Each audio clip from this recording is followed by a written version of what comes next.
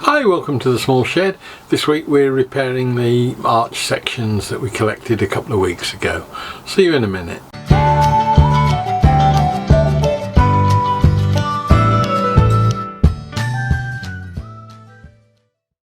So I went and collected the moon arch a couple of weeks ago. We did the video on that and assessing all the damage. It's had a few weeks to dry out now and really take stock of what I'm going to do with it by way of repairs. So it's time now to see the various ways that I've actually dealt with getting it back into shape. Now, before I get too deeply into the repair work on these arch segments, I want to make sure I can clamp them up sufficiently strongly. And when I tried with the little quick clamps the other day, it soon became apparent that they just weren't man enough to be able to put enough pressure on some of the bits with the long splits on the end. I'm not too worried about the little bits like this because I'll be hopefully just filling them up with epoxy, sanding them back, and they should stabilise at that point. Get a coat of finish on them afterwards, it shouldn't be a problem. However, I've got G-clamps which will be able to wind the pressure on to get these things to stick together, but they've got two problems really. One is that they'll put just a point load on and only do one little bit when I might need quite a long piece doing, and the other is that they'll damage the wood because there's two little pads taking all that pressure. So I'm just going to make some clamping cauls up out of a bit of 3x2 CLS. All I'm going to do is do an inside and an outside with the bandsaw and just mark where I need to cut to that line, and that will give me an inside caul, and then I'll do the same with the outside because it's a slightly different diameter. I'll go like as big as I can get from that. Need a little bit of meat in it because otherwise it just won't have any strength in it. But hopefully these will then be able to spread the load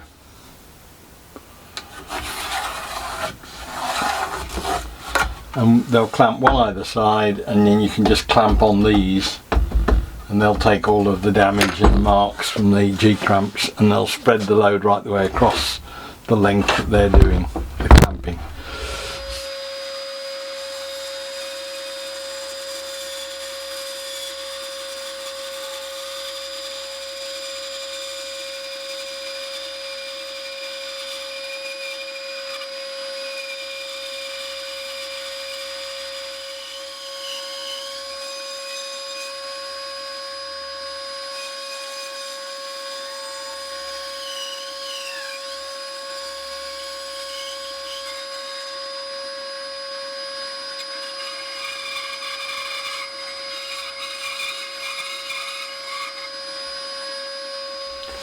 So there we are, that gives me a much better chance to get the surfaces clamped.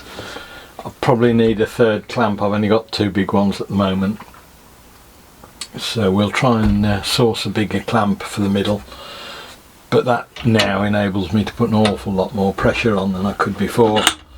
And it won't do any damage to the timber itself because it's got this layer of timber in between.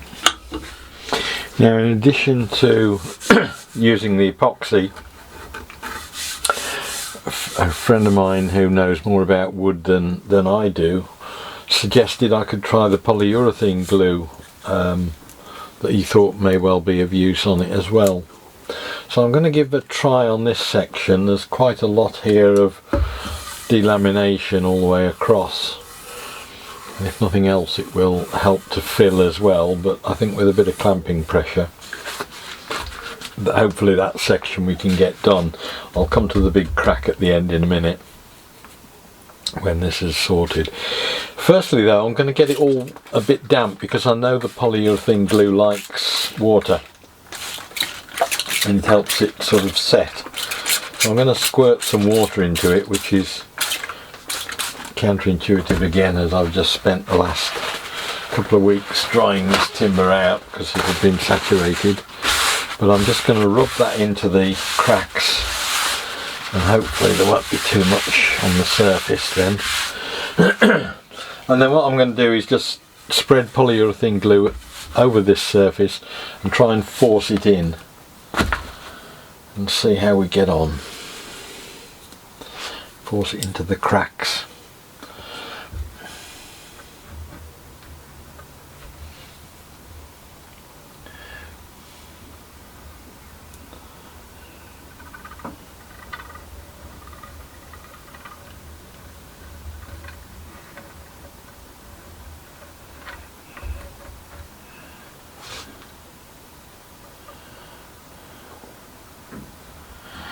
Certainly looks like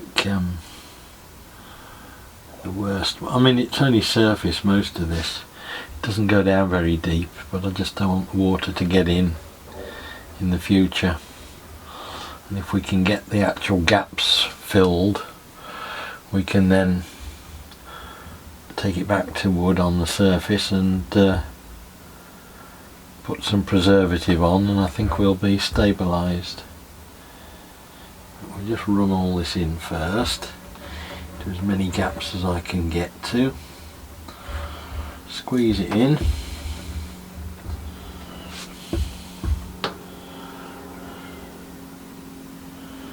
see what happens. Next, I think we'll just try and squish it in.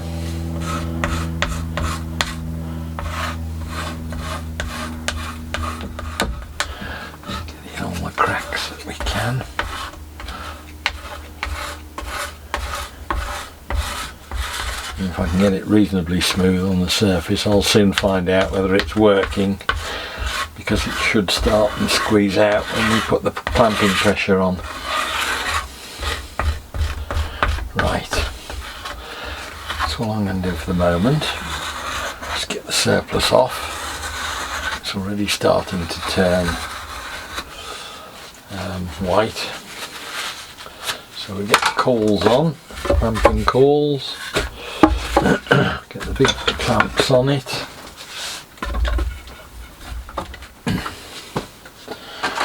Right. Take the surplus off. Certainly on some of the bigger holes it's already starting to squeeze out, so I know I'm getting somewhere with it. Filthy stuff that it is, I hate using it. But if it does the job, I'm not going to argue. The next thing is to get as much off as I can before it sets. And I'm using acetone for that, which dissolves it.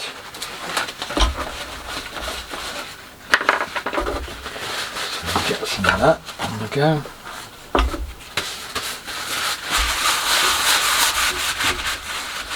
Just prevents or makes it easier to clean up afterwards if I've got as much of this stuff off as I can off the surface.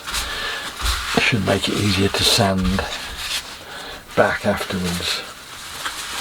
Already the surface, because it's clamped up, I can see is pretty much back to a uniform spread without the cracking in it. So I'm hoping this will be useful. Okay, a couple of hours I should say later, it's probably actually about 6 or 7. Let's see what we've got here, shall we? It certainly seems to have done the job. These hand clamps aren't as much use as the G clamps and the ratchet ones when it comes to this sort of thing, but they're good for a bit of extra clamping. So, not too much sticking together on the caul. Just going to scrape off all the surface first. makes it easier to deal with. But I think with a little bit of a sand,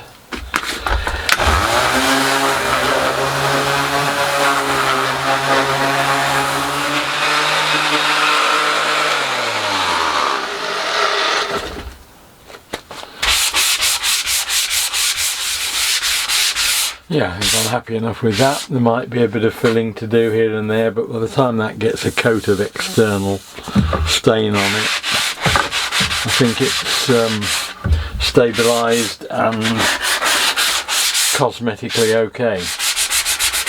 Get the last bits of glue off. And I think it's one of the alternative ways of dealing with it. I'll try the resin on some of the bigger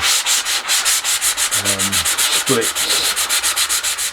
Now I've got a fairly big split to deal with here on this one that runs a good 20 centimetres, something like that, 200mm or more, and it is right through the wood. It goes right through the join, all the way through.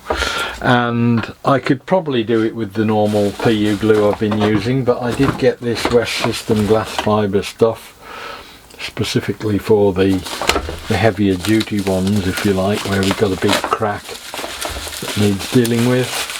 So it's time to have a look and see what we get in our pack. And what you get in there is resin, hardener, some tools to help you along your way, and I think there's a filler, and the filler is the bit that you use if you want to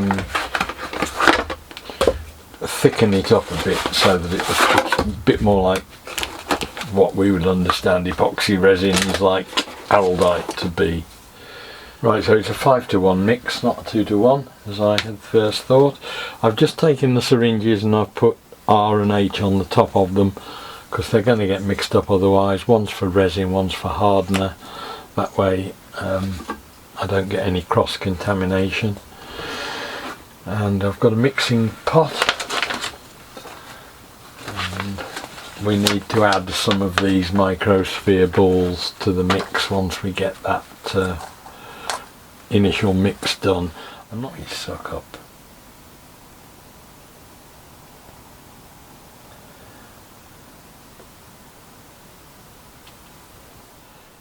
I want half a litre of hardener, half a milliliter I mean. A little bit of that in. I don't know how much, but we will put that in and see what happens. And just mix the whole thing up. Yeah, and that effectively then becomes very much like Araldite type resin.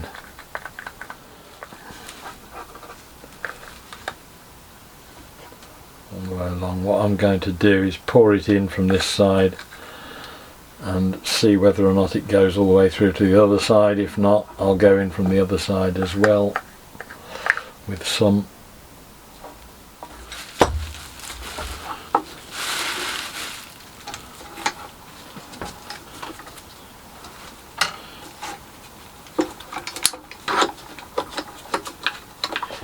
Right, so that's clamped it all up. Right, so we'll come back to it tomorrow, I think.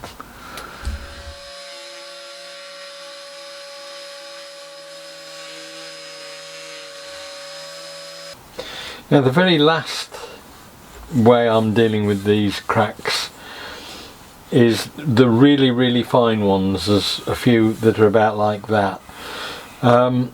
What's happened is over the last few days while it's dried out, a lot of these cracks have closed up, and I believe that if this is now preservative treated with a proper decent covering, we won't have a problem again because the moisture won't get in to be able to open things up.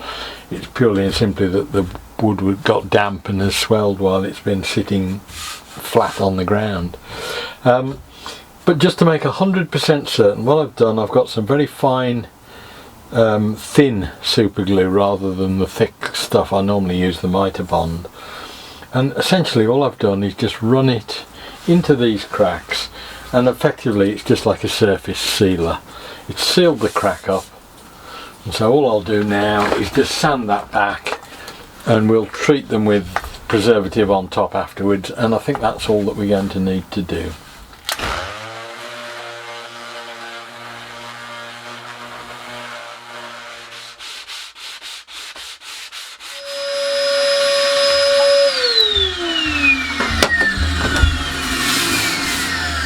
So that's the first one pretty much sorted. We've gone from that sort of colour. There are a couple of them that have been quite badly exposed. We've got it back to that. We've got cracks that were like that and that we've filled. And that now is ready, I think, for finish. And pretty much going to be okay. I think there are still one or two very slight grooves that may or may not take in moisture and spread, but this thing's had no treatment on it, so I'm going to now get some weatherproof stain put on this, because they need staining down dark brown, which is why I'm not too worried about slight inconsistencies in colour. I think we'll lose that, and we'll see how it is then, and get the whole thing finished and take it down to Weston to be assembled. But I'm happy enough that we've got a process that's got suitable materials to glue everything up. I've just got another 11 to do, that's all. So there we are. We've had basically 3 different routes with Cyno, epoxy and PU adhesive to repair this. I think of all of them, the polyurethane glue has probably been the most successful, the little Gorilla Glue. The epoxy is fine, but you've got to get your mixing quantities right, and it's very difficult with very, very small amounts that you need for something like that to get a consistent mix, and I had 1 or 2 failures on that score. The cyanoacrylate running into the cracks is also good to just seal them up, but I'm not sure that's even needed. So the real main work seems to have been done by the polyurethane glue, I think. So in a couple of weeks' time we'll get it all prepared and finished, and I'll go through what I'm using for finish on that to make sure we get as much protection as we can from the weather, and maybe even get a chance to go and put the thing up. So look forward to seeing you then, and I look forward to seeing you next week when we'll try and do something different. See you then. Bye.